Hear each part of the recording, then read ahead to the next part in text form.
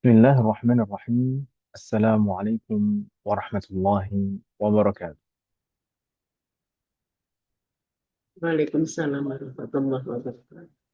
الحمد لله البر الجواد الذي جلت نعمه عن الإحصاء بالأعداد، المان باللطف والإرشاد، الهادي إلى سبيل الرشاد، الموفق للتفقه في الدين من لطف به واختاره من العباد.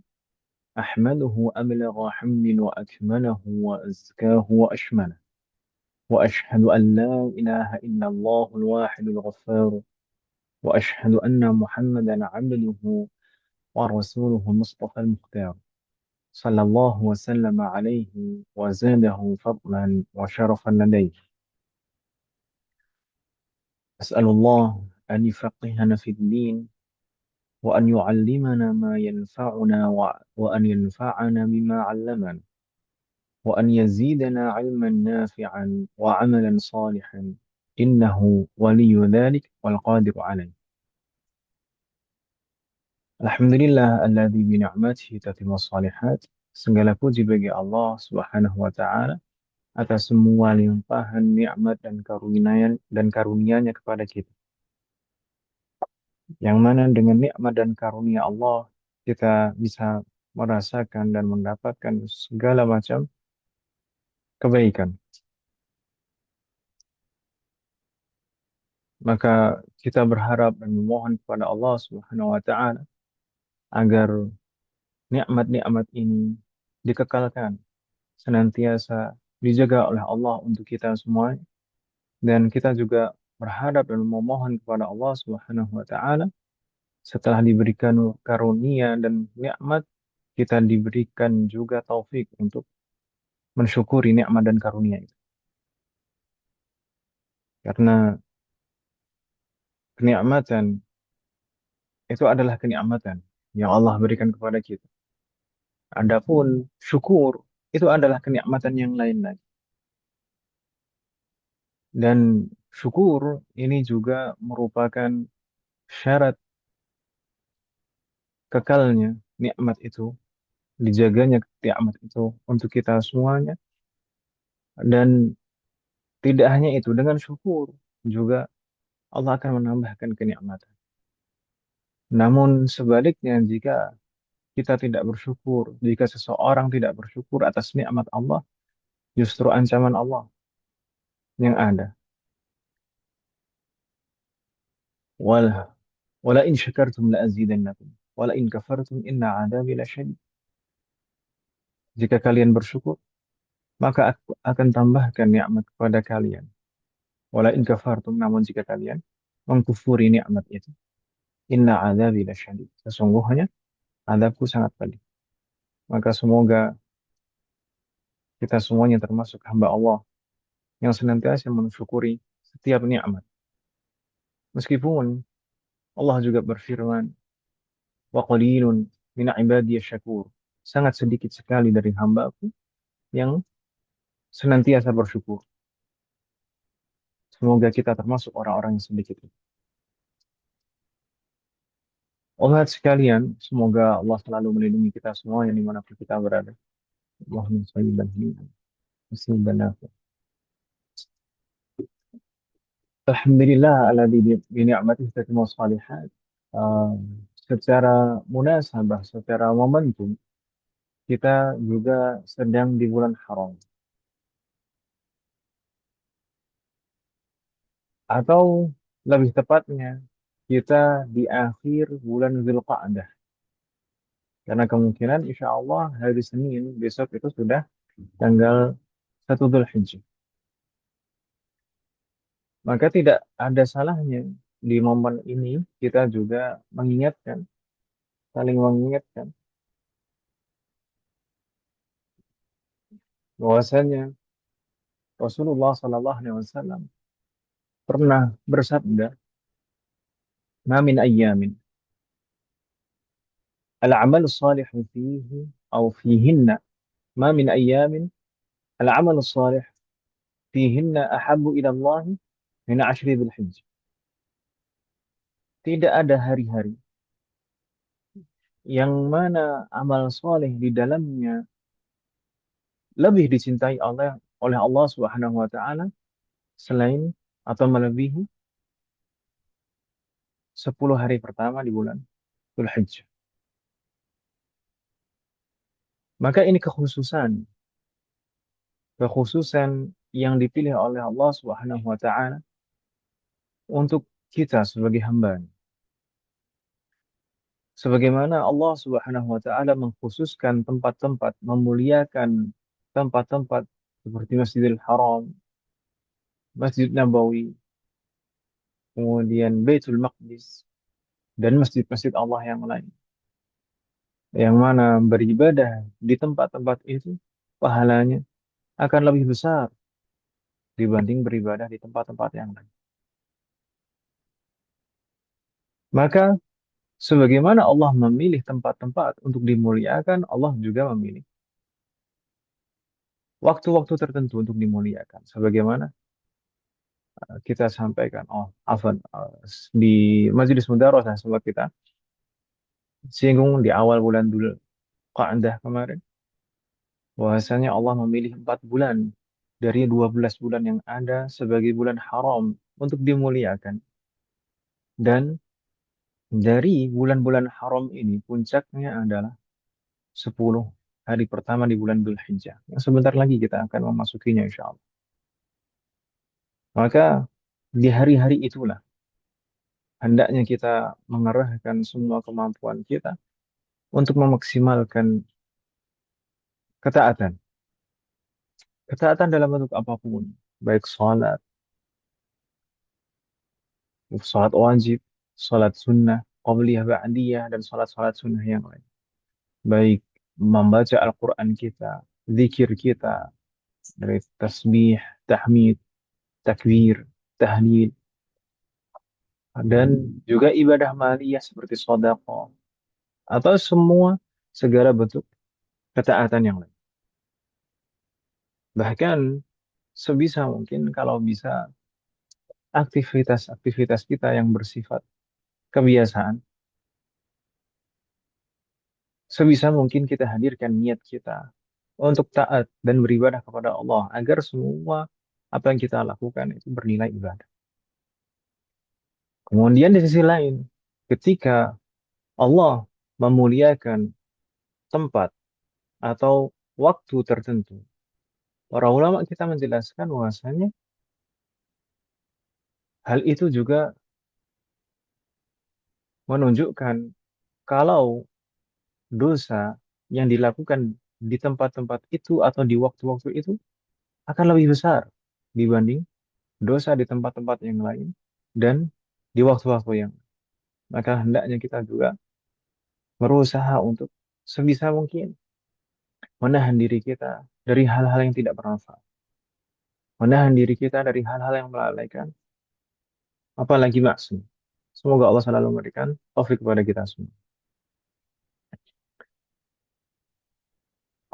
Nah, mungkin tadi ada yang terlewat, yaitu puasa. Puasa di 10 hari pertama bulan Dzulhijjah.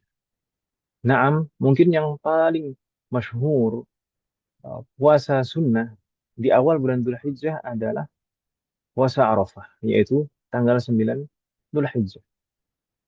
Namun, puasa Dzulhijjah itu ada tingkatan.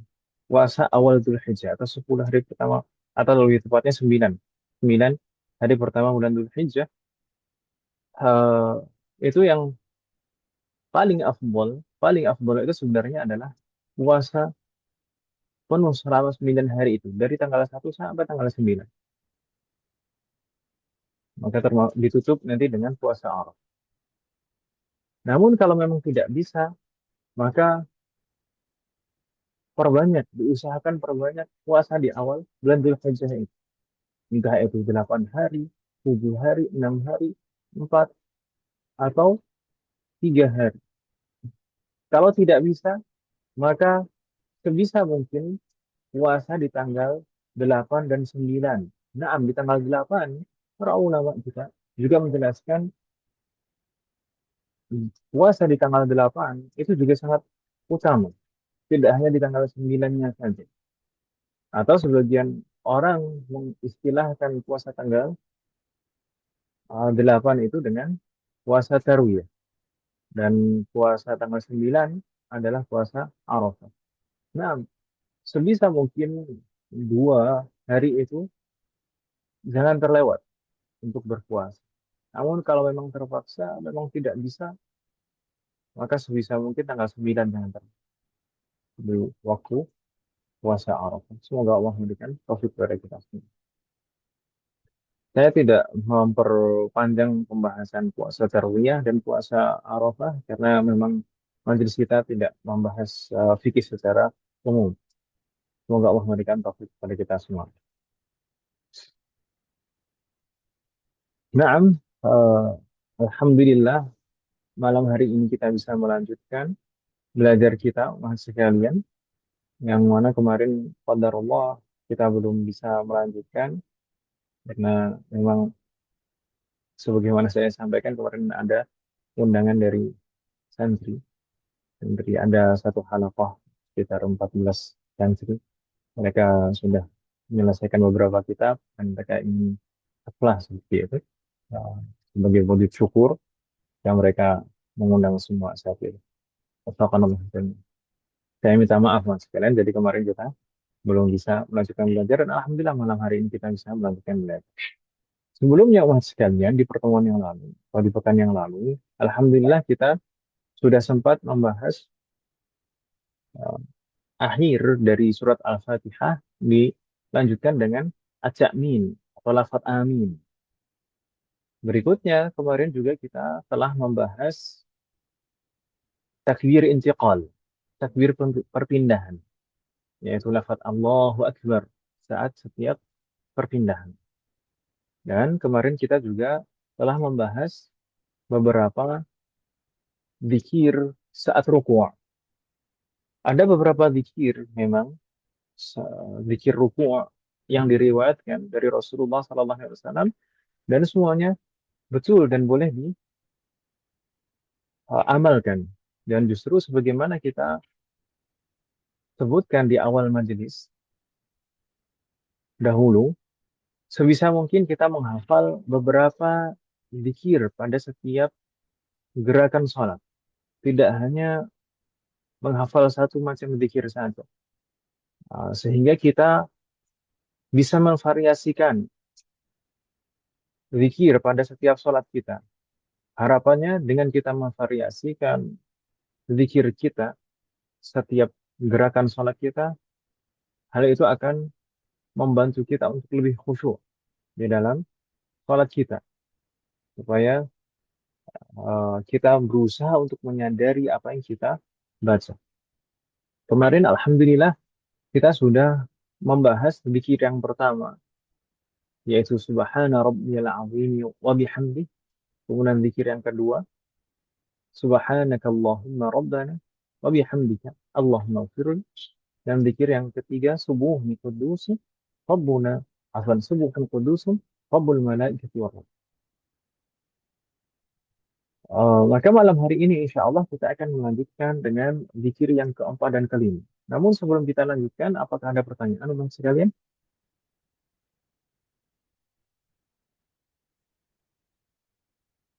Nampaknya tidak ada. Lanjut Ustaz ya.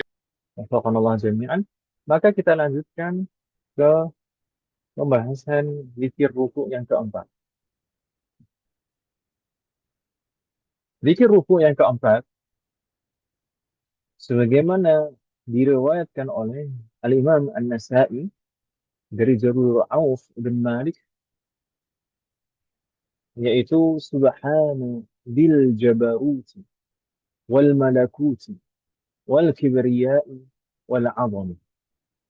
Mungkin dua zikir terakhir ini, zikir keempat dan kelima ini tidak sefamiliar zikir pertama, kedua, dan ketiga. Namun tidak ada salahnya kalau misalkan kita berusaha untuk mengetahui dan memahami. Wafakanallah. Nah, zikir ini juga dimulai dengan lafaz subhana.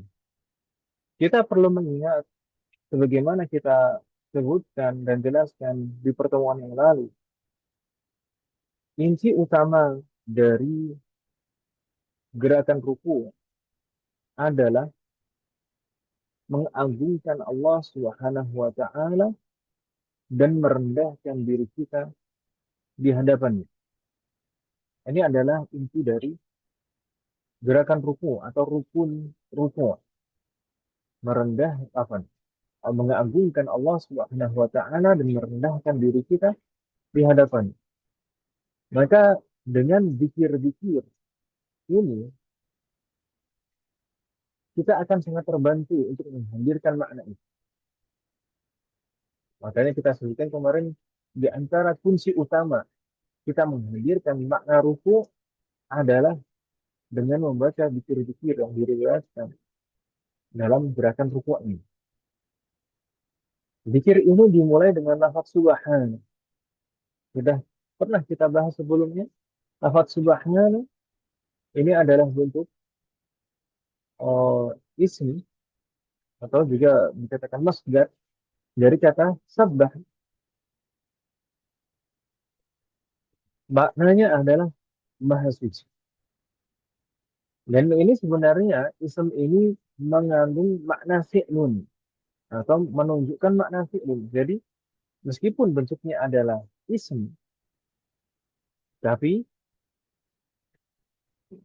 ya'malu amal fi'l. Ini fungsinya seperti kata kerja. Jadi subhana artinya usabbihu. Saya memuji Allah dengan cara mensucikan, mensucikannya. Maksudnya uh, mengatakan bahwasanya Allah itu maha sempurna dan tidak ada kekurangan pada dirinya sama sekali. Ini mensucikan dari segala bentuk kekurangan sebagaimana kita bahas di pertemuan yang lalu. Mensucikan Allah Subhanahu wa taala dari segala bentuk kekurangan. Subhanallah. Kemudian Dzil Jabarut. Maka Dzi itu menunjukkan uh, kepemilikan atau bisa juga kita samakan dalam tata bahasa Indonesia dengan imbuhan ber. Biasanya seperti itu. Seringkali kalau mahasiswa kalian belajar bahasa Arab, kalau misalkan ada beberapa contoh penggunaan du atau da atau di, misalkan du ilmin, yang berilmu, du malin, yang beruang, du khuluqin, berakhlak. Jadi menunjukkan kepemilikan. Makanya kita tuliskan di sana maknanya Maha Suci Robbu. Maha Suci Robbu yang memiliki. Yang maha memiliki. Memiliki apa? Yang pertama di sana Al-Jabarut. Yang maha memiliki Al-Jabarut. Al-Jabarut dari kata Jabr. Jabr. Maka kata Al-Jabr ini setidaknya ada tiga kemungkinan makna. Makna yang pertama dari Al-Jabr adalah Al-Qahru wal-Ghalabah. Al-Qahru wal-Ghalabah. Al-Qahru wal-Ghalabah itu mungkin makna yang paling dekat atau istilah Indonesia yang paling dekat dengan Al-Qahru wal-Ghalabah adalah keperkasaan. Makanya kita tuliskan di sana makna itu. Maha suci Rabbu yang maha memiliki perkasaan, maha perkasa. Tidak ada yang bisa mengalahkan. Itu makna yang pertama dari Al-Jabr, yaitu Al-Qahru wal-Ghalabah. Ada juga makna yang lain, itu makna yang kedua adalah diambil dari kata Jabrul Kasr. Jabrul Kasr, yaitu menambal sesuatu yang retak. Maka di antara para ulama menjelaskan kalau seandainya Al-Jabarut ini diambil dari makna itu, maka maksudnya adalah Allah maha menyayangi orang-orang yang terzalim. Dzul Jabarut, Allah maha menyayangi orang-orang yang terzalim. Kemudian ada makna yang ketiga. Makna yang ketiga dari Al-Jabr adalah al-ulu, yang tinggi. Jadi Dzil Jabarut atau Dzil Jabarut maknanya Allah yang maha tinggi. Maksudnya apa? Allah yang maha tinggi yang tidak mungkin bagi kita untuk sampai atau bahkan memikirkan atau membayangkan bagaimana betul-betul uh, kesempurnaan Allah. Kesempurnaan Allah adalah kesempurnaan yang mutlak. Bahkan bayangan dan pikiran manusia itu tidak akan bisa, tidak akan sampai untuk membayangkan bagaimana kesempurnaan Allah Subhanahu wa taala dan tingginya Allah Subhanahu wa taala. Maka itu adalah tiga makna dari al-jabr yang merupakan dasar dari kata al-jabarut. Maka tidak ada pertentangan sebenarnya di antara tiga makna bahasa tadi. Bisa tiga-tiganya itu terkandung dalam makna al-jabarut di sini.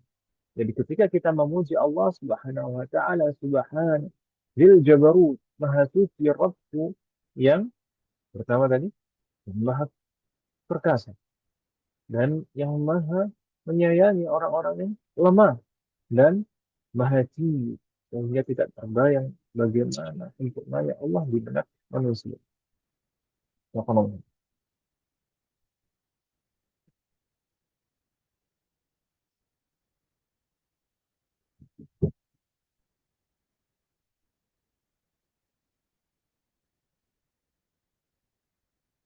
Mungkin saya agak melebar sedikit. Nah, kekuasaan Allah dan kesempurnaan Allah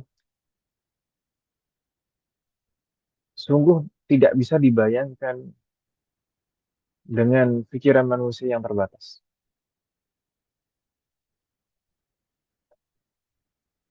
Meskipun Allah Subhanahu wa taala seringkali kita dapati di dalam Al-Qur'an menyebutkan beberapa sifat-sifat yang merupakan sifat fisik. Seperti disebutkan di dalam Al-Qur'an, Allah memiliki yad. Namun, meskipun seperti itu, betul-betul tidak bisa tergambar di benak manusia bagaimana yadullah. Itulah akidah Ahlussunnah wal Jamaah. Naam, secara bahasa yad itu memang ada banyak kemungkinan makna. Makanya para ulama akidah dari kalangan Ahlussunnah wal Jamaah sebagian mentafwid makna secara detail apa itu yad atau bagaimana itu yad. Wujudnya seperti apa. Dan bahkan sebagian dari ulama Athariyah yang berakidah Ahlul Hadis itu melarang dan mengharamkan sifat-sifat Allah yang bersifat fisik seperti itu untuk diterjemahkan ke bahasa selain Arab. Ketika disebutkan di dalam Al-Quran, Yadullah, maka sudah biarkan kata itu seperti itu. Kenapa? Kenapa sebagian ulama berpendapat seperti itu? Karena tidak ada bahasa yang bisa mewakili bahasa Arab. Ketika di dalam bahasa Arab disebut iyad, secara bahasa sendiri, iyad itu memang banyak kemungkinan makna. Makanya tidak heran para mufassirun itu juga berbeda pendapat dalam menafsirkan makna iyad. Uh, maka ini juga menunjukkan betapa sempurnanya Allah Subhanahu wa taala dan kesempurnaan Allah Subhanahu wa taala tidak bisa dibayangkan hanya sebatas pikiran manusia. Subhanallah. Kenapa alasannya sebagian ulama melarang dan mengharamkan menerjemahkan sifat-sifat fisik Allah Subhanahu wa taala? Tadi di antara alasannya saya sebutkan karena Tidak ada bahasa yang bisa mewakili bahasa Arab. Itu yang pertama. Yang kedua, seandainya sifat-sifat fisik Allah itu diterjemahkan ke dalam bahasa asing atau ke dalam bahasa Indonesia misalkan, maka kemungkinan besar akan terbayang di benak manusia sifat fisik atau seakan-akan manusia itu orang-orang akan membayangkan, oh iya itu tangan, tangan sebagaimana tangan-tangan makhluk. Padahal hal itu tidak boleh. Kita membayangkan Allah memiliki tangan sebagaimana tangannya makhluk. Maka itu diantisipasi oleh para ulama. Maka karena karena di dalam bahasa Indonesia, kalau makna tangan, ya sudah tangan saja. Tidak ada kemungkinan-kemungkinan makna yang lain. Berbeda dengan di dalam bahasa Arab. Subhanallah. Dan, nah, kita lanjutkan. Telah subhana bil jabarut wal malakut. Al malakut ini jamak dari milk atau malak. Artinya kekuasaan. Dan di sini redaksinya menggunakan al. Artinya al di sini adalah al-istighraqiyah. Al-istighraqiyah itu menunjukkan cangkupan yang menyeluruh. Jadi malak atau kekuasaan Allah ini mencakup segala jenis kekuasaan. Bahkan ini bentuknya jamak, malakut. Maka kekuasaan Allah ini mencakup segala jenis kekuasaan. Baik kekuasaan yang zahir yang kita bisa tangkap dengan indera kita selama ini, maka pada hakikatnya semua kekuasaan yang ada di dunia ini adalah kekuasaan Allah Subhanahu wa taala. Adapun penguasa-penguasa di dunia ini mereka hanya mengaku-aku dan dititipi oleh Allah Subhanahu wa taala. Bahkan kita sendiri ketika kita merasa kita berkuasa dengan rumah kita, kita memiliki sertifikat tanah, kita memiliki kendaraan yang STNK-nya kita bawa atau apapun kepemilikan kita. Pada hakikatnya kepemilikan kita itu bukan kepemilikan yang hakiki. Pada hakikatnya itu semuanya adalah titipan dari Allah Subhanahu wa taala. Dan kelak pasti akan diambil lagi oleh Allah Subhanahu wa taala dan bahkan dimintai pertanggungjawaban.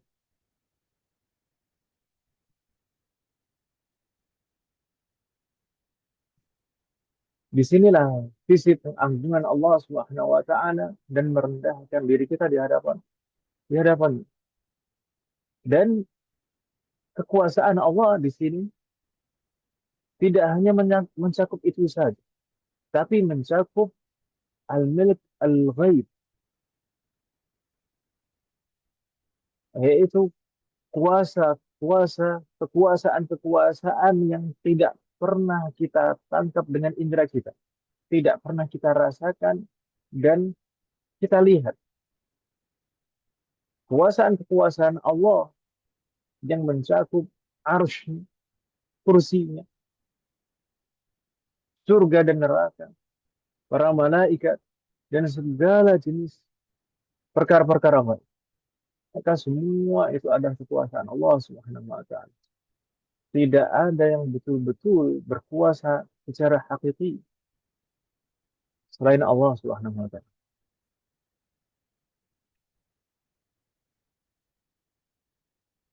Subhana bil jabarut wal malakut wal kibriya. Al kibriya ini dari kata kibr. Al kibr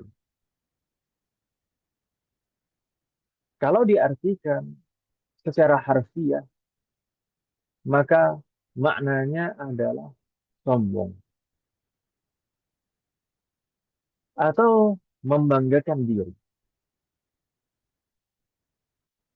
Tentu kita paham sifat ini kalau disifati oleh manusia, maka itu merupakan aib dan kekurangan. Namun, jika sifat ini dimiliki oleh Allah Subhanahu wa taala dan memang hanya Allah Subhanahu wa taala yang berhak untuk memiliki sifat ini, maka sifat ini merupakan pujian untuk Allah Subhanahu wa taala.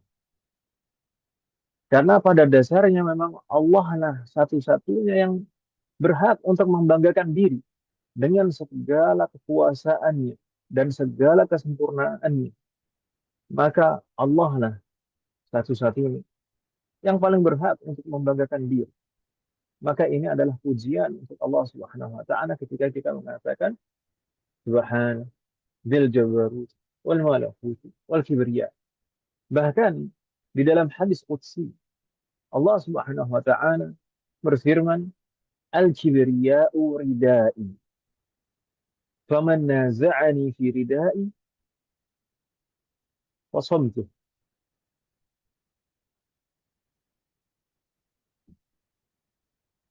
Al kibriya, sifat kibr, membanggakan diri atau sombong. Ini adalah ridaku, kata Allah Subhanahu wa taala. Rida itu adalah semacam pakaian yang dikenakan. Atau juga ada juga yang memaknainya dengan selendang atau sorban. Allah berfirman, Al-kibriya uridai. Kibr, sombong atau membanggakan diri adalah pakaian atau sorban. Faman naza'ani fi ridai fasamtuhu. Maka siapapun yang berusaha untuk merebut ridaku atau sorban, maka aku akan memusuhi.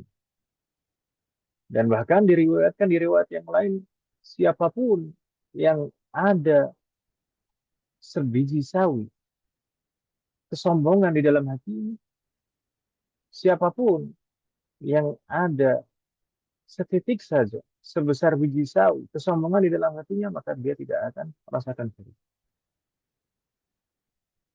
Semoga Allah menjauhkan kita dari sifat sombong dan memberikan taufik kepada kita untuk bisa selalu tawadhu. Karena memang al-kibr, membanggakan diri dan sombong, itu adalah hak Allah. Dan beliaulah satu-satunya yang berhak untuk mensifati sifat itu. Wala 'azamah maknanya adalah keagungan. Maka semua dari sifat-sifat ini, dzil jabarut, wal malakut, wal kibriya, wal 'azamah, semuanya menunjukkan betapa agungnya Allah Subhanahu wa taala. Ketika kita membaca di dalam rukuk kita zikir ini, subhana dzil jabarut wal malakut wal kibriya wal 'azamah, disertai dengan membayangkan dan mentadabburi maknanya dan menghadirkan makna itu di dalam hati kita, maka saat itu juga kita betul-betul mengagungkan Allah Subhanahu wa taala, dan bersamaan dengan itu maka kita merendahkan diri kita di hadapannya dengan seperti itu. Itulah hakikat dari ruku. Berikutnya zikir ruku yang kelima. Ini lebih panjang. Namun di sana juga ada makna yang mendalam, yaitu Allahumma laka raka'at wa bika amantu wa laka aslamtu khasha'a laka sam'i wa basari wa mukhi wa 'azami wa 'asabi wa mastaqalla bihi qadam.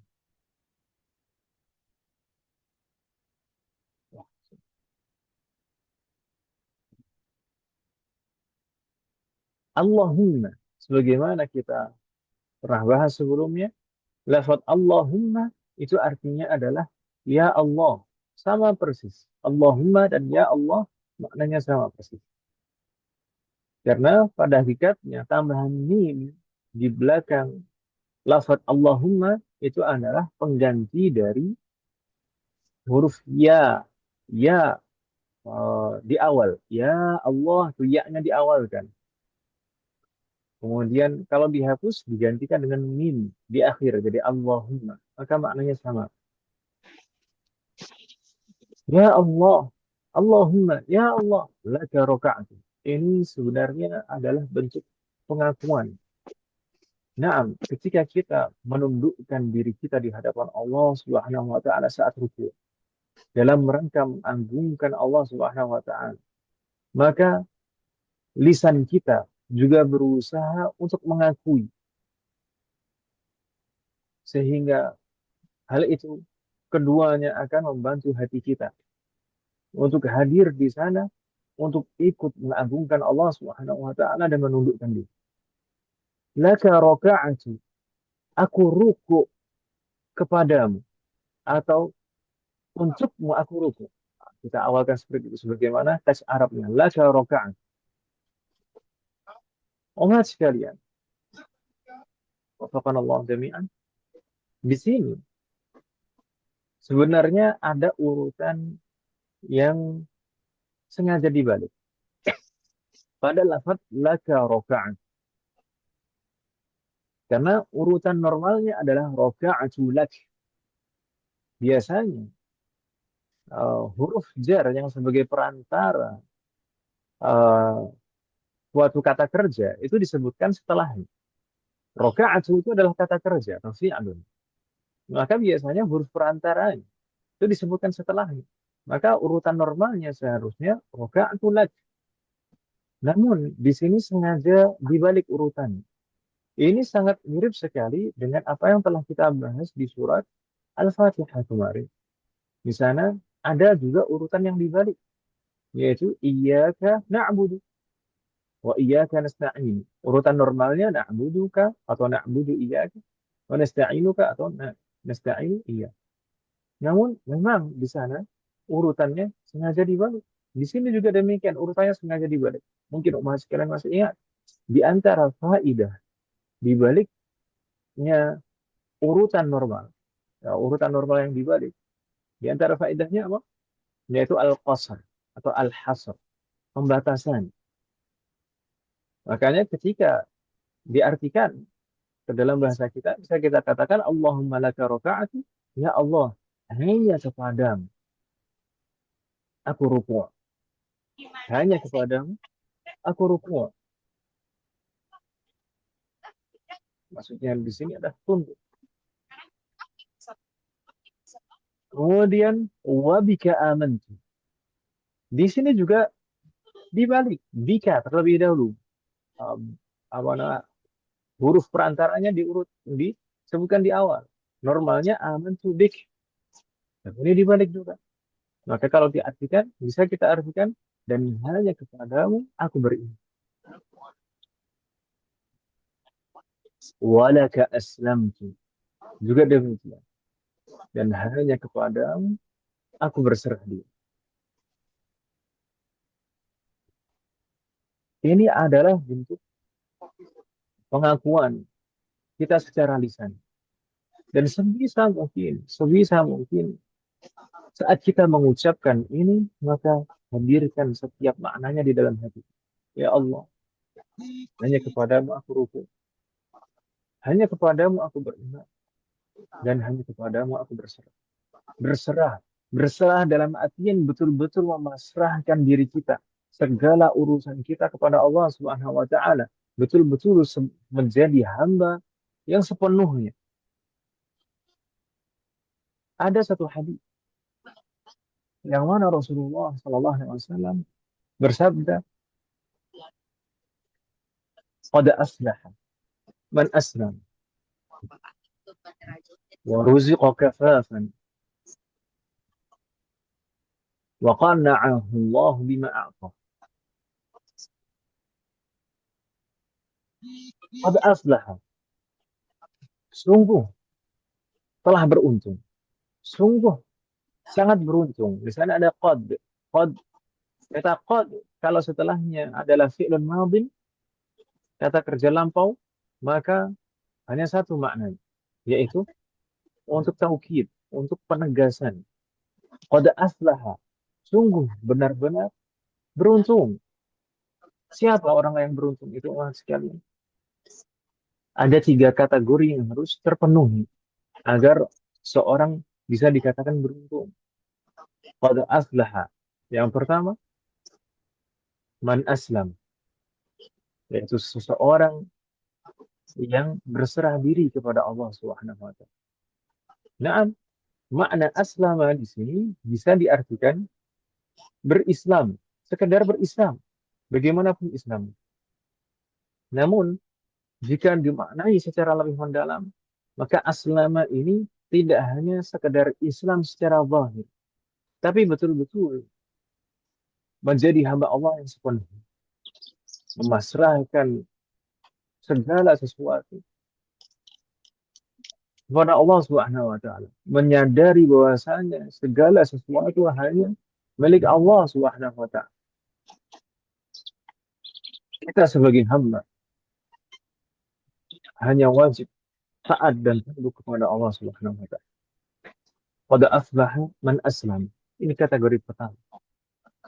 Yang kedua, wa ruziqa kafafan. Dan telah diberi rezeki yang cukup untuknya. Yang diberi rezeki yang cukup untuknya. Sungguh sangat beruntung orang yang berserah diri kepada Allah dan diberi rezeki yang cukup untuknya. Yang cukup di sini maksudnya cukup bagaimana? Maksudnya adalah cukup untuk hidup di hari itu. Cukup sekedar cukup untuk hidup di hari itu. Bukan cukup untuk membeli beberapa rumah. Bukan cukup untuk membeli beberapa mobil. Atau untuk membeli beberapa hektar tanah. Bukan itu maksud. Tapi waruziqa kafafan maksudnya cukup untuk dia hidup di hari itu. Dia punya tempat tinggal yang dia bisa berteduh di bawahnya. Dia punya pakaian yang bisa menutupi auratnya. Dia punya makanan yang bisa mengganjal perut. Maka sudah beruntung orang yang seperti ini. Bukan hanya sekedar beruntung saja, bahkan sungguh sangat beruntung. Qad aflah. Dan kategori ketiga yang harus dipenuhi adalah wa qanna'ahu Allahu bima a'tah. Atau fima a'tah. Dan Allah memberikan taufik kepadanya untuk qana'ah. Qana'ah. Qana'ah dalam artian dia merasa cukup dengan pemberian Allah Subhanahu wa taala. Dia mensyukuri apa yang telah Allah berikan kepada. Maka ketika ketiga kategori itu terpenuhi, man aslam, yang berserah diri kepada Allah, wa ruziqa kafan, diberikan rezeki yang cukup untuknya, wa qada'ahu Allah bima a'ta, dan dia diberi taufik untuk qana'ah, mensyukuri nikmat yang Allah berikan. Maka orang yang seperti ini qad aflah,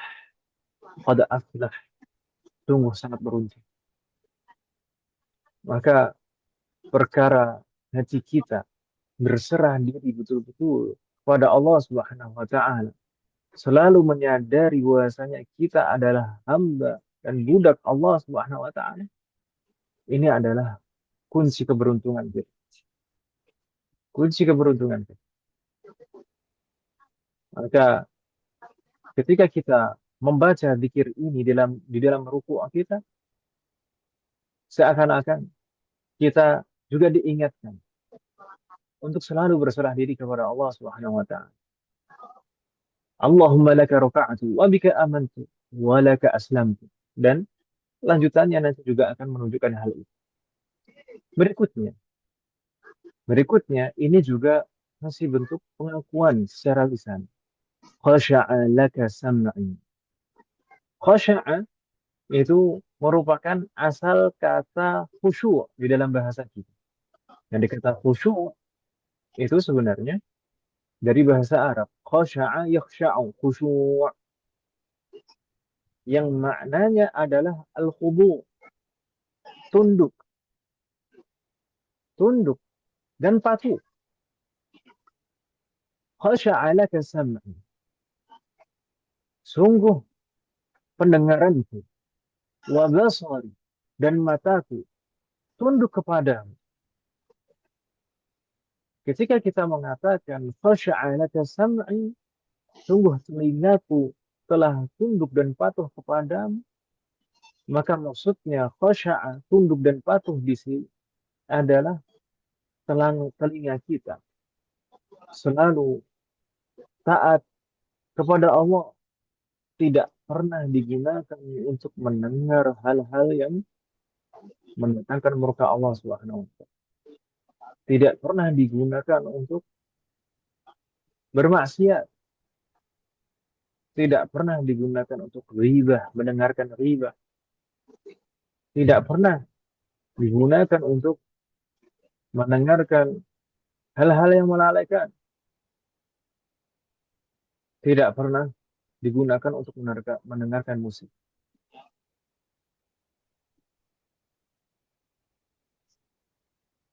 Maka itu maksud dari fasya'alaka sam'i, pendengaran itu tunduk dan patuh kepada.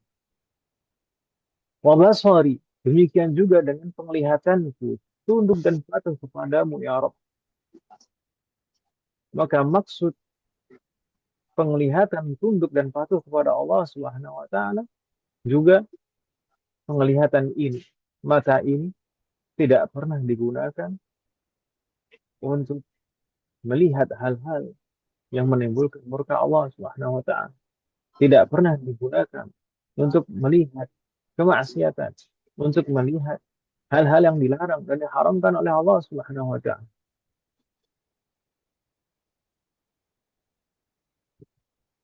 Wafaqanallah jami'an. Kenapa yang disebutkan pertama kali di zikir ini adalah sama' wal basar, telinga dan mata. Kenapa yang disebutkan pertama adalah telinga dan mata, bukan anggota tubuh yang lain? Karena kedua indera ini, pendengaran dan mata, itu pengaruhnya paling besar untuk mempengaruhi indera-indera yang lain. Ketika kedua indera ini, pendengaran dan mata, itu tunduk dan patuh, maka semuanya juga akan tunduk dan patuh. Semuanya akan ikut tenang, tunduk dan patuh di hadapan Allah Subhanahu wa taala. Sebaliknya, ketika dua indera ini, pendengaran dan mata, tidak tunduk dan patuh kepada Allah Subhanahu wa taala, maka akan diikuti anggota-anggota tubuh yang lain. Semoga Allah selalu memberikan taufik kepada kita. Makanya disebutkan setelahnya bahwasanya anggota-anggota tubuh yang lain mengikuti as-sama' wal basar.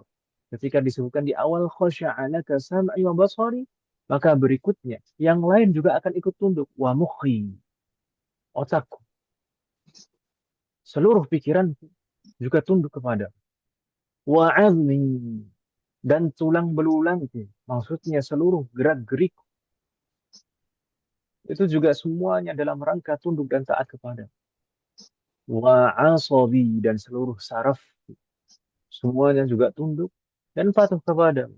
Wa mastaqalla bihi qadami, dan segala sesuatu yang berdiri di atas kakiku, yang ditopang oleh kedua kakiku, semuanya tunduk dan patuh kepadamu ya Allah. Maka sungguh betul-betul jaga diri kita. Jaga diri kita ketika kita di dalam sholat kita membungkukkan badan kita dalam rangka mengagungkan Allah dan tunduk merendahkan diri kita di hadapan Allah Subhanahu wa taala. Kemudian kita mengatakan di dalam rukuk kita, khasya'a laka sam'i wa basari wa mukhi wa 'azmi wa 'asabi wa mastaqalla bihi qadam. Kita mengucapkan secara lisan. Maka jangan pernah dan jangan sampai kita mengkhianati ikrar ini di luar salat kita. Jangan pernah dan jangan sampai, semoga Allah memberikan taufik kepada kita semuanya. Jangan sampai kita mengkhianati ikrar ini. Ikrar yang kita ucapkan di salat kita, kemudian kita wal'iyadzubillah, mengkhianati di luar salat.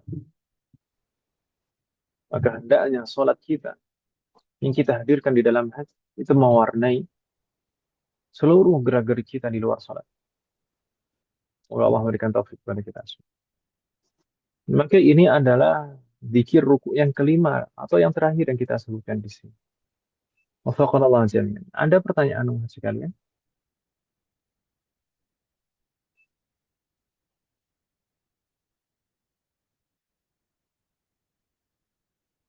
Nampaknya tidak ada. Kalau tidak ada pertanyaan, teman sekalian, maka kita lanjutkan.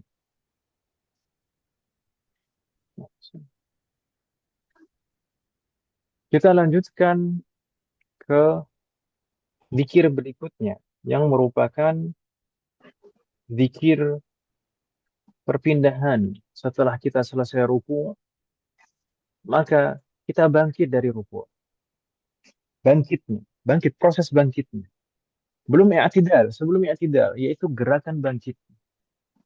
Mengangkat badan kita dari posisi ruku ke posisi tegap berdiri kembali. Maka di sana ada satu zikir yang mana zikir ini juga terkadang disebut dengan atasmiyah, yaitu lafaz sami'allahu liman hamidahu. Sami'a. Mungkin tidak ada salahnya kalau saya mengingatkan lafaz ini sami'a menggunakan ain, karena mungkin beberapa orang salah melafadzkannya menggunakan hamzah. Jadi a, bukan, ini ain. Sami'a. Sami'a itu artinya mendengar. Maka kalau diganti dengan hamzah maka akan berbeda makna. Sami'allahu liman hamidahu. Zikir ini bisa diartikan secara simpel. Allah Maha mendengar siapapun yang memuji.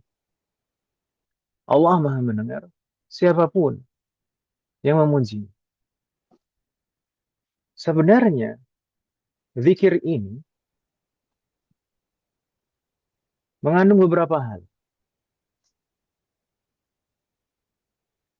Yang pertama adalah optimisme. Optimisme apa? Ketika kita mengucapkan sami Allahu liman hamidah, Allah Maha mendengar siapapun yang memuji, kita optimis bahwasanya Allah menerima setiap pujian-pujian kita yang kita tujukan kepadanya. Karena makna sami'a di sini tidak hanya sekedar mendengar. Karena makna sami'a di sini adalah sam'ul qabul wal ijabah, yaitu mendengar yang disertai dengan menerima dan mengijabahi. Karena Allah mendengar, tidak sebagaimana kita mendengar. Allah mendengar, tidak sebagaimana seluruh makhluk mendengar. Allah Maha mendengar, dan pendengaran Allah Subhanahu wa taala tidak terbatas. Dan ketika Allah mendengar setiap pujian kita dan doa-doa kita, maka Allah pasti akan menerima dan mengabulkan. Allah pasti akan menerima dan mengabulkan. Maka ini ketika kita mengucapkan Sami'allahu liman hamidah, kita betul-betul yakin Allah mendengar dan menerima setiap munajat kita, setiap pujian kita, dan doa-doa kita. Dan ketika kita mengucapkan Sami'allahu liman hamidah, juga menunjukkan harapan. Menunjukkan harapan. Kita berharap. Kita berharap Allah menerima. Selain optimis, ini juga harapan. Dan juga doa. Makanya kita terjemahkan di sana, semoga Allah mendengar pujian orang yang memuji. Setiap orang yang memuji. Ini bisa kita artikan dengan yang pertama tadi, Allah Maha mendengar. Siapapun yang memujinya. Atau bisa kita artikan, semoga Allah mendengar setiap orang yang memuji.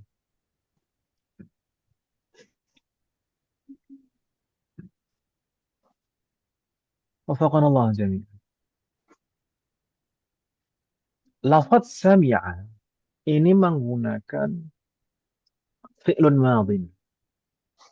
Menggunakan bentuk kata kerja lampau. Bukan yasma'u, tapi sami'a. Ini adalah fi'lun madhin, bentuk kata kerja lampau.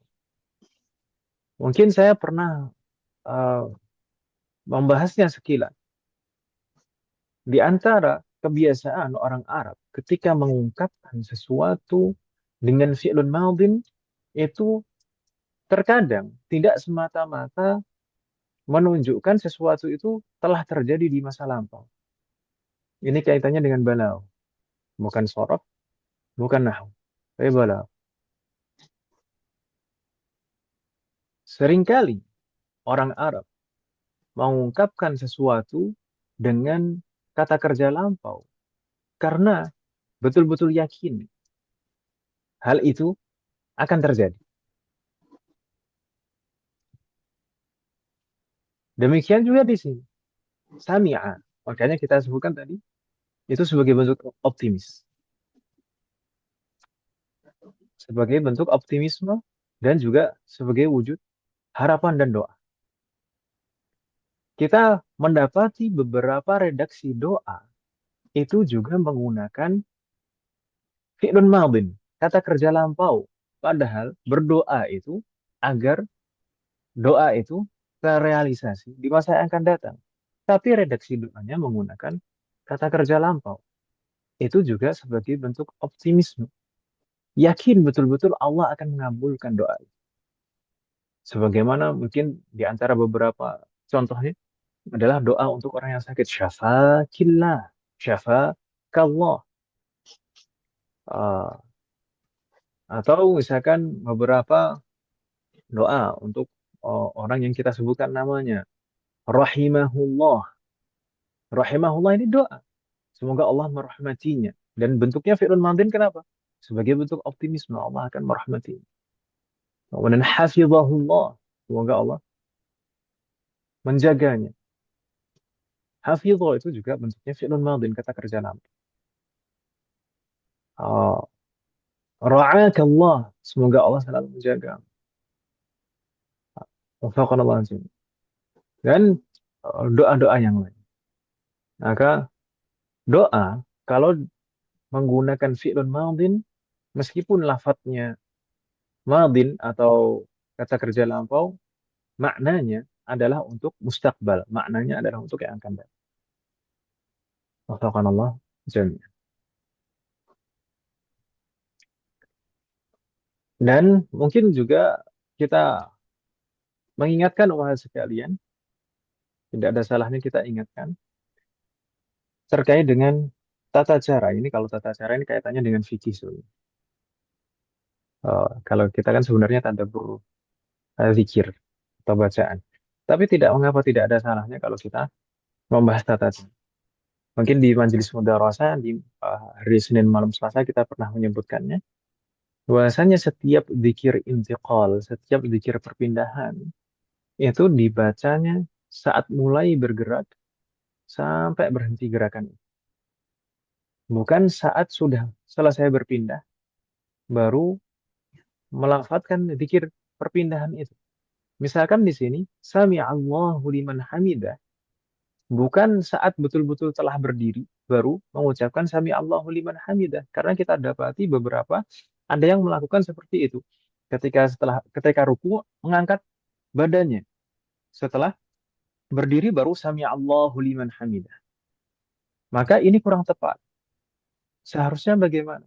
Seharusnya namanya zikir perpindahan itu dibaca saat perpindahan, saat gerakan perpindahan.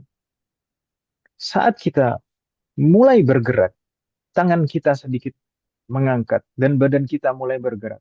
Maka saat itu juga kita mengucapkan huruf sin pada kata sami'a. Kemudian kita mengangkat kedua tangan. Itu kita masih di pertengahan. Sami'a Allah liman hamidah. Kita meletakkan tangan kita, menurunkan tangan kita dan tangan kita sampai di kedua sisi badan kita, maka itu saat kita mengucapkan huruf ha pada kata hamidah. Sami Allahu liman hamidah. Apa seperti itu. Jadi tidak ada gerakan di dalam sholat yang kosong dari zikir. Hal ini sering dijelaskan oleh para fuqaha, para ulama-ulama fikih. Naam, di dalam mazhab Syafi'i seringkali disebutkan, diingatkan seperti ini. Di kitab-kitab, di hawashi, di syuruh. Ah, bahkan tidak hanya ulama Syafi'iyah. Di Hanabilah, hal ini justru malah lebih tegas. Ulama Hanabilah, masalah zikir perpindahan itu lebih tegas. Memang tempatnya zikir perpindahan adalah di saat perpindahan, gerakan perpindahan. Bukan setelah pindah baru melafadzkan zikir perpindahan seperti takbir intiqal, kemudian sami Allah liman hamidah.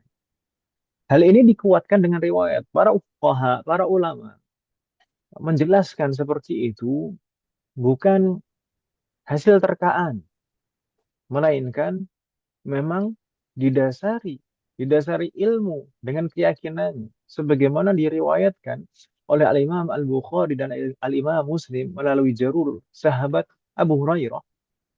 Abu Hurairah menuturkan, "Kana Rasulullah sallallahu alaihi wasallam idza qama ila shalah yukabbiru hina yaqum." Rasulullah sallallahu alaihi wasallam jika beliau hendak menunaikan salat atau berdiri untuk menunaikan salat, maka beliau mengucapkan takbiratul ihram saat beliau berdiri.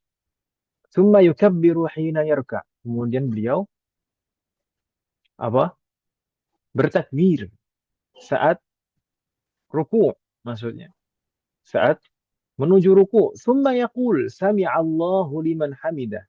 Kemudian beliau mengatakan sami'allahu liman hamidah kapan? Hina yarfa'u sulbahu minar rak'ati. Mengucapkan sami Allahu liman hamidah ketika mengangkat hina yarfa'u, ketika mengangkat sulbahu, tulang punggungnya minar raka'ah, dari posisi ruku, saat mengangkat, bukan saat sudah berdiri. Jadi redaksinya hina yarfa'u sulbahu, bukan ba'da an yarfa'a sulbahu, bukan setelah mengangkat. Atau ba'da an i'tadala, bukan juga setelah i'tidal, bukan. Tapi hina yarfa'u, ketika mengangkat tulang punggungnya dari ruku'an. Tsumma yaqulu wa huwa qa'im. Di sini baru. Maka ketika beliau sudah betul-betul berdiri, baru melafadzkan zikir i'tidal, Rabbana lakal hamdu. Itu baru. Ketika berdiri baru membaca zikir i'tidal. Jadi sami'allahu liman hamidah itu dibaca saat proses perpindahan gerak. Gitu ya usulannya. Bisa difahami maksud saya, Muhammad?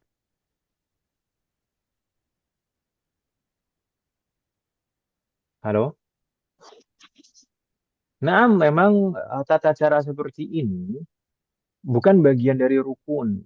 Kalaupun tidak seperti itu, bukan berarti membatalkan sholat. Nah, tapi tata cara yang seperti ini adalah bagian dari sunnah. Jika dikerjakan, maka akan semakin sempurna sholat. Gitu ya usulannya. Semoga Allah berikan taufik kepada kita semua. Ada pertanyaan, Mbak? Kepada Ustaz. Wafaqqanallah. Kalau tidak ada pertanyaan, maka kita lanjutkan ke dzikir i'tidal.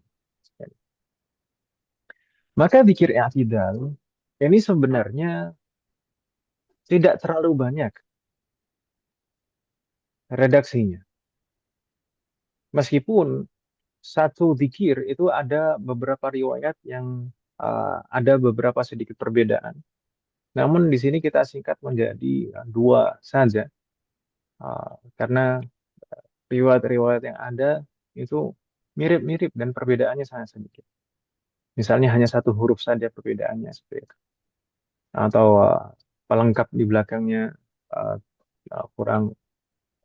Maka dzikir i'tidal yang pertama di sana adalah Rabbana walakal hamd.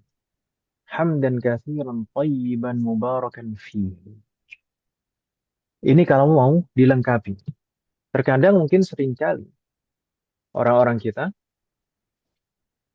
kalau saat i'tidal maksudnya i'tidal itu proses sudah berdiri tegap kembali ke posisi berdiri sebagaimana saat takbiratul ihram pertama kali saat membaca Al-Fatihah pertama. Nah, itu posisi berdiri tegap, maka i'tidal itu adalah berdiri tegap kembali setelah ruku'. Jadi mengangkat badan kita kemudian ketika sudah betul-betul berdiri tegap, maka saat itulah kita membaca zikir-zikir i'tidal ini. Ah, maka di antara zikir i'tidal, Rabbana walakal hamdu. Kebanyakan kita membacanya sampai di sini. Rabbana walakal hamdu. Banyak sekali karena singkat memang dan beberapa riwayat memang hanya menyebutkan sebatas itu saja Rabbana walakal hamdu. Maka tidak mengapa, boleh saja kalau misalkan mencukupkan hanya sebatas Rabbana walakal hamdu. Boleh. Namun kalau tidak ada eh, kondisi terburu-buru, kita tidak dalam eh, posisi tergesa-gesa, misalkan di bandara, takut ketinggalan pesawat, atau takut ketinggalan kereta, maka tidak ada salahnya kalau kita melengkapi dan menyempurnakan zikir ini. Karena keutamaan zikir ini sangat luar biasa sekali. Insya Allah akan kita sebutkan setelah ini. Rabbana walakal hamdu. Hamdan katsiran thayyiban mubarakan fihi. Naam, di sana ada riwayat yang sedikit berbeda. Rabbana walakal hamdu ini yang kita nukilkan di sini. Ada juga yang tanpa waw. Rabbana lakal hamdu. Dua-duanya ada riwayatnya dan dua-duanya boleh untuk dibaca. Rabbana lakal hamdu atau Rabbana walakal hamdu. Namun Al-Imam Asy-Syafi'i rahimahullahu taala wa radiya anhu, beliau menjelaskan bahwasanya dengan waw itu lebih afdal. Dengan waw itu lebih afdal. Rabbana walakal hamdu. Itu jauh lebih baik dan lebih afdal. Karena di sana mengandung makna doa dan semakin banyak yang dibaca, sebagaimana semakin banyak amalan yang dikerjakan, maka akan semakin banyak juga pahalanya. Wafaqanallah jami'an. Apa makna dari lafaz zikir? Rabbana. Kata Rabb sebagaimana kita bahas saat membahas surat Al-Fatihah kemarin, Rabb itu setidaknya mengandung tiga makna. Paling minimal mengandung tiga makna. Yaitu Al-Khaliq, Al-Malik, Wal-Mudabbir. Yang maha menciptakan, yang maha menguasai, dan maha mengatur segala sesuatu, seluruh alam semesta. Maka sebisa mungkin diusahakan setiap kali kita di dalam zikir kita menyebutkan lafaz Rabb, maka hadirkan minimal tiga makna itu. Jadi kalau misalkan kita mengatakan Rabbana, artinya Khaliqana, wa malikana wa mudabbirana. Wahai yang telah menciptakan kami, yang menguasai kami dan mengatur segala urusan kami. Rabbana, wahai Rabb kami, walakal hamd. Bagimulah, untukmu segala pujian. Sebagaimana kita bahas di awal-awal surat Al-Fatihah, Alhamdu. Hamd itu artinya adalah pujian. Dan di sana bentuknya diawali al. Artinya al di sini juga adalah al-istighraqiyah. Al yang menunjukkan cakupan secara menyeluruh. Jadi pujian kepada Allah ini mencakup segala bentuk pujian. Segala bentuk pujian. Dan di sini juga rangkaiannya dibalik. Lakal hamdu. Bukan alhamdulillah. Berbeda dengan di dalam Al-Fatihah. Alhamdulillah. Di sana urutannya normal. Kalau di sini dibalik. Juga menunjukkan kekhususan dan pembatasan. Al-Qasr. Al-Hasr. Jadi bisa diartikan. Wahai Rabb kami. Hanya untukmu lah. Hanya bagimu lah segala bentuk pujian. Kemudian. Alhamdu ini adalah bentuk masdar, merupakan isim. Meskipun seperti itu, ini juga mengandung makna fi'lun, mengandung makna kata kerja. Bermakna ahmaduka, saya memujimu. Makanya setelahnya disebutkan maf'ul mutlak. Jadi kalau sekalian belajar bahasa Arab dan mungkin sudah cukup jauh belajar bahasa Arabnya, maka hamdan di sini masdar mansub. Kenapa? Mansub karena sebagai maf'ul mutlak. Maf'ul mutlak itu di antara fungsinya adalah untuk penegasan. Makanya disebutkan atau kadang untuk mensifati juga. Makanya disebutkan setelahnya sifat-sifat dari pujian ini. Sifat-sifat dari pujian ini. Hamdan katsiran, dengan pujian yang sangat banyak. Thayyiban, dan pujian-pujian yang baik. Mubarakan fihi, dan pujian-pujian yang penuh dengan keberkahan di dalam.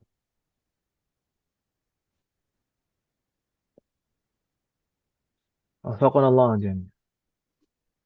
Maka kita juga mungkin perlu mengingat ketika kita membahas alhamdulillah.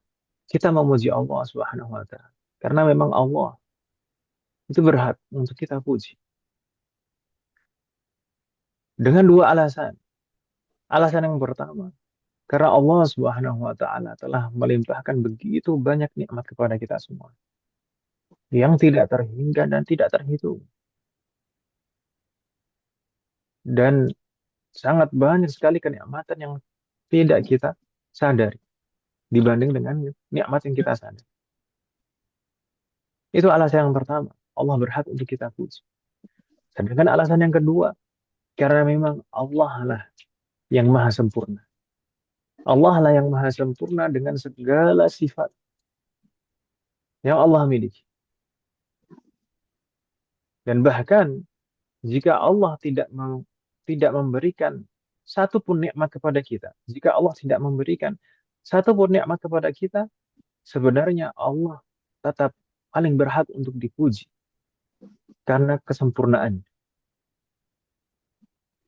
Semoga Allah memberikan taufik kepada kita semua. Di antara keutamaan dari zikir ini dibaca saat i'tidal adalah sebagaimana diriwayatkan oleh Al-Imam Al-Bukhari dari jalur sahabat Rifa'ah ibn Rafi'. Beliau, yakni Rifa'ah ibn Rafi', menuturkan, "Kunna yawman nusalli wara'an Nabi sallallahu alaihi wasallam." Suatu hari kami salat berjamaah di belakang Rasulullah sallallahu alaihi wasallam. Maksudnya menjadi makmum di belakang Rasulullah sallallahu alaihi wasallam. Falamma rafa'a ra'sahu min ar-raka'ah, dan ketika Rasulullah mengangkat kepalanya dari rukuknya, qala, Rasulullah mengucapkan sami'allahu liman hamidah. Qala rajulun wara'ah. Kemudian ada seseorang di belakangnya, maksudnya salah satu dari sahabat yang menjadi makmum, yaitu ada yang melafazkan zikir. Zikir ini, Rabbana walakal hamd, hamdan katsiran, thayyiban mubarakan fihi. Padahal Rasulullah belum pernah mengajarkan zikir ini kepada para sahabat. Namun pada momen itu, ada salah seorang sahabat ketika i'tidal membaca zikir ini. Rabbana walakal hamdu hamdan katsiran thayyiban mubarakan fihi. Falamman sarafa, maka ketika salatnya sudah selesai, Rasulullah bertanya kepada para sahabat, qala manil mutakallim? Siapa yang mengucapkan zikir tadi? Rabbana lakal hamdu, Rabbana walakal hamdu hamdan katsiran thayyiban mubarakan fihi. Maka sahabat itu yang melafazkan zikir ini mengakuinya, saya wahai Rasulullah. Maka Rasulullah bersabda, ra'aitu bid'atan wa thalathina malakan yabtadirunaha ayyuhum yaktubuha awal. Apa maknanya? Ketika engkau, maksudnya para wahai sahabat yang melafazkan zikir itu tadi, ketika engkau melafazkan zikir itu, ra'aitu bid'atan wa thalathina malakan.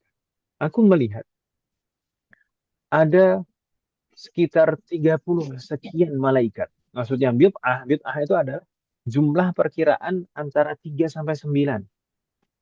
Jadi ada 30 sekian, ada 30 sekian malak.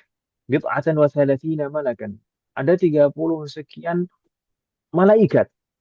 Yang mana mereka? Bagaimana kondisi mereka? Disebutkan hal kondisi para malaikat. Ia betadirunaha ayyuhum yaktubuha awal. Mereka semuanya, sekitar 30 lebih malaikat itu, semuanya berebut. Berebut apa? Berebut untuk saling mendahului menulis dan mencatat kalimat itu.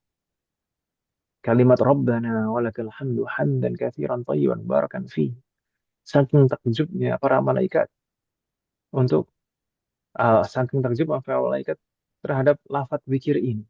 Padahal kita tahu para malaikat adalah makhluk Allah yang paling taat dan tunduk kepada Allah Subhanahu wa taala, yang paling rajin untuk berzikir kepada Allah Subhanahu wa taala. Namun ketika mendengar zikir ini, Rabbana walakal hamdu hamdan katsiran thayyiban mubarakan fihi, mereka semuanya saling berebut untuk mencatat dan mengikuti. Semoga Allah memberikan taufik kepada kita semua.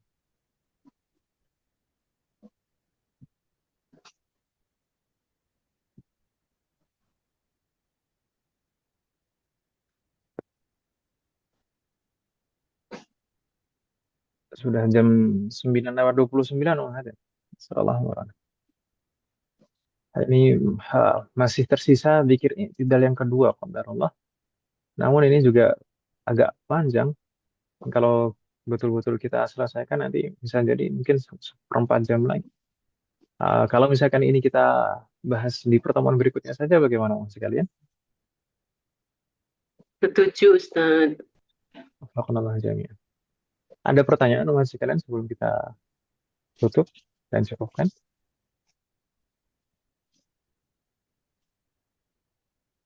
Allah yahfadukum. Kalau tidak ada, mungkin kita cukupkan saja, bagaimana? Siap, Ustaz.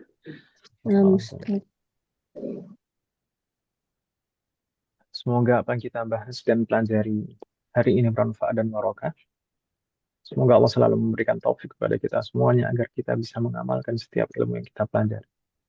Semoga Allah selalu memberikan taufik, kemudahan, keberkahan, kesabaran, dan keistiqomahan dalam proses belajar kita. Semoga Allah selalu memberikan taufik dan hidayah kepada kita semuanya, demikian juga kepada orang-orang yang kita sayang. Semoga Allah selalu melindungi kita semuanya dan juga orang-orang yang kita sayangi dimanapun berada. Jika di antara kita ada yang sakit atau kerabat kita atau keluarga kita ada yang sakit, semoga segera diberi kesembuhan oleh Allah Subhanahu wa taala. Semoga Allah menjadikan kita semuanya termasuk hamba-Nya yang saleh dan salihah dan bertakwa kepada. Semoga Allah menjadikan keluarga kita termasuk hamba-Nya yang saleh dan saleh, dan semoga terlahir dari mereka generasi ulama. Semoga Allah selalu melindungi negara kita dan memperbaiki kondisi negara kita. Semoga Allah memberikan pemimpin yang terbaik untuk negara kita dan memperbaiki pemimpin-pemimpin kita. Semoga Allah mengampuni semua dosa-dosa kita dan menerima semua amal ibadah kita. Semoga Allah mengampuni semua dosa orang tua kita dan guru-guru kita dan menerima semua amal ibadah mereka.